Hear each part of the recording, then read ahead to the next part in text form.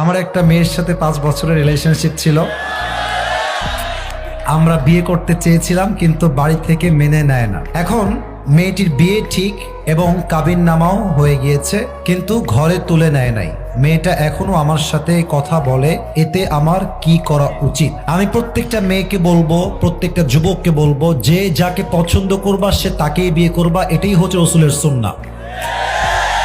দেখো, একটা মেয়ে যদি অন্য কোনো ছেলেকে পছন্দ করে, বাবা মা যদি সেই মেয়েকে আর এক ছেলের সঙ্গে জোর করে বিয়ে দেয়, তবে মেয়েটা কখনো সংসার জীবনে সুখী হতে পারে না, তার মনটা ওখানেই থেকে যায় আজীবনের জন্য। আজকালকার হাজার হাজার যুবক তার পছন্দের মেয়েকে বিয়ে করতে পারে না জাস্ট টাকার জন্য। যুবক ভাই, আজকে এই জাস্ট টাকার জন্য হাজার হাজার পুরুষের পছন্দের মেয়ে অন্য বাড়ির বউ হয়ে যায়। এজন্য আমি আমার প্রত্যেকটা মেয়ের বাবাকে বলবো, আপনার মেয়ের জামাই হিসেবে যার টাকা আছে হি ইজ নট বেস্ট, যার বাড়ি আছে হি ইজ নট বেস্ট, যার বিশাল বড় কোম্পানি আছে হি ইজ নট বেস্ট। আপনার মেয়ের জন্য সবচেয়ে বেস্ট হচ্ছে সেই যুবক যে রাসূলের সুন্নাহ অনুযায়ী জীবনকে গড়েছে।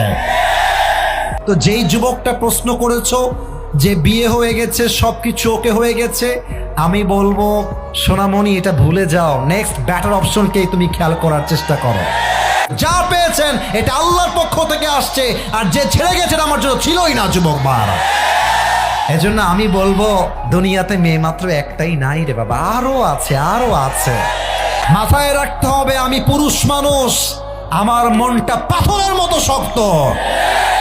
এই পাথরে আঘাত করা যায়, বাট এটাকে ভেঙে দেওয়া যায় না। যুবক ভাই, অতএব যেই মেয়ে তোমাকে ছেড়ে আর এক ছেলেকে বিয়ে করে ফেলেছে, ওইটা ভুলে যাও, ওইটা বাদ দিয়ে দাও। তুমি তোমার জীবনে ক্যারিয়ারে সফল হও, এরকম কয়েক লাখ মেয়ে তোমাকে বিয়ের জন্য লাইন ধরে দাঁড়িয়ে যাবে। অতএব যেই মেয়ের বিয়ে হয়ে গেছে এর সঙ্গে কথা বলা যাবে না। এটা কথা বললে এটা ওর স্বামীর হক নষ্ট হবে। স্বামীরা সব সহ্য করতে পারে, বউয়ের সব অন্যায় মাফ করে দিবে, বাট বউ যদি পর পুরুষের সঙ্গে কথা বলে, খোদার কসম, পুরুষের ব্যক্তিত্ব এত শক্ত, পুরুষ নারীর সব অন্যায় মাফ করতে পারে, পর পুরুষের অন্যায় কখনো মাফ করতে পারে না। এজন্য যে প্রশ্ন দিয়েছো সেই মেয়েকে তুমি আজকে সোজা ব্লক হয়ে যাবে। বলবা, তুমি যেই দিন কবুল বলেছো সেই দিন তুমি আমার কপাল থেকে দূর হয়ে গেছো।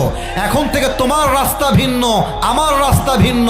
তোমার রাস্তায় তুমি যাবা, আমার রাস্তায় আমি যাব। আল্লাহ আমার কলিজার টুকরা যুবক একটু ধৈর্যের তৌফিক দান করে পড়া। আমেন। আবেগ একটু বেশি তো ওরা বলে যে তুম চলে গে মে কভি ভি শাদি नहीं करूंगा। আমার জীবনে একটাই মানুষ হারিয়ে গেছে বেটা, সে তো বিয়ে করে স্বামীর সঙ্গে এনজয় করছে, তুমি সিঙ্গেল হয়ে কষ্ট পাবা কেন? সে এনজয় করবে, তাকে দেখে জেলাস হওয়ার দরকার নাই। সে একটা বিয়ে করেছে, তার জন্য একটা হালাল। তুমি মেরে বেটা মানুষ, তোমাদের 4টা হালাল। ও একটা করবে, তুমি 4টা বিয়ে করে দেখাই দিবা। যুবক ভাই, আবার যুবকদেরকে শক্তি দান করুক, পড়েন সবাই আমেন।